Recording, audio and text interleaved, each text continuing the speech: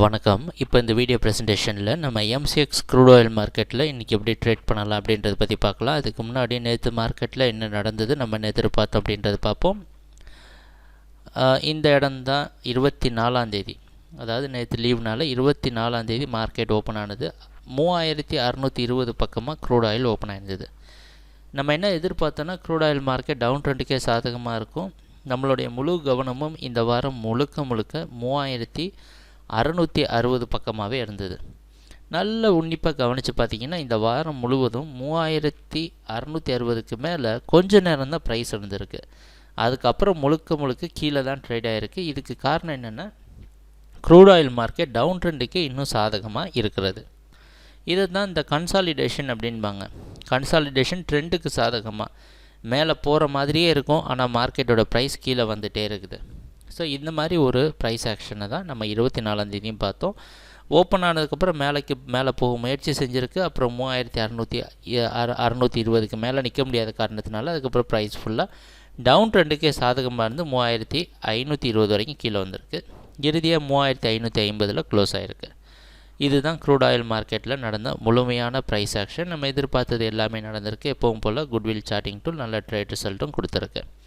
சரி, இன்றைக்கி மார்க்கெட்டில் என்ன பண்ணலாம் அப்படின்னு பார்த்தோன்னா, இன்றைக்கி மார்க்கெட்டுடைய ப்ரைஸ் ஓப்பனிங் 3560 பக்கமாக ஓப்பன் ஆகிறதுக்கு வாய்ப்பு இருக்கிற மாதிரி வெளிநாட்டில் இருக்க நைமெக்ஸ் மார்க்கெட் வச்சு பார்க்குறப்ப தெரியுது. நம்மளுடைய ட்ரேடிங் திட்டத்தில் எந்த ஒரு மாற்றமும் கிடையாது. இந்த நியூ இயர் முடிகிற வரைக்கும் நம்ம கொஞ்சம் ஜாக்கிரதையாக ட்ரேட் பண்ணலாம்.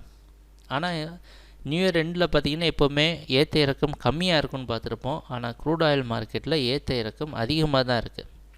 டெய்லி ஒரு 100 பாயிண்ட் ஏற்ற இறக்கம் வந்துக்கிட்டே இருக்குது. ஆனால் ப்ரைஸ் எங்கேயுமே மூவ் ஆகலை.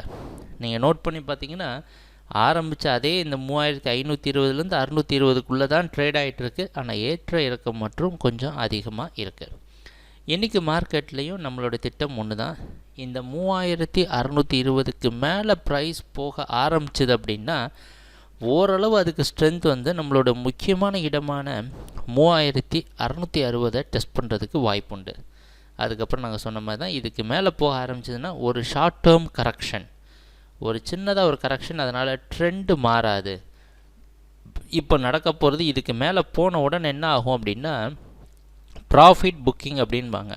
அதான் நாங்கள் பல முறை சொன்ன மாதிரி நீங்கள் ஒரு பொருளை வாங்குறது 2 வகையாக இருக்கும். புதுசாக வாங்கலாம், இல்லை மேலே எங்கேயாவது விற்று வச்சுட்டு திருப்பி வாங்குறது பையிங்.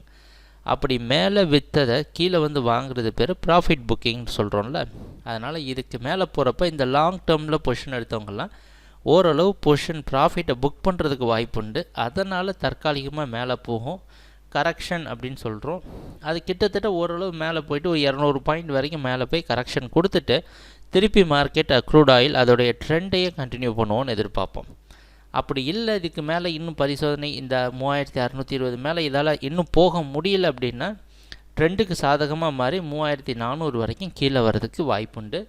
சரி, ட்ரேடிங் நடக்கிறப்ப பார்ப்போம் என்னென்ன மாற்றங்கள் வருதுன்னு. எப்பவும் போல் குட்வில் சார்ட்டிங் டூல் உங்களுக்கு உதவியாக இருக்கும். எங்கள் வீடியோ ப்ரெசன்டேஷனை தொடர்ந்து பார்த்துட்டு வந்ததுக்கு மிக்க நன்றி, மகிழ்ச்சி, வணக்கம்.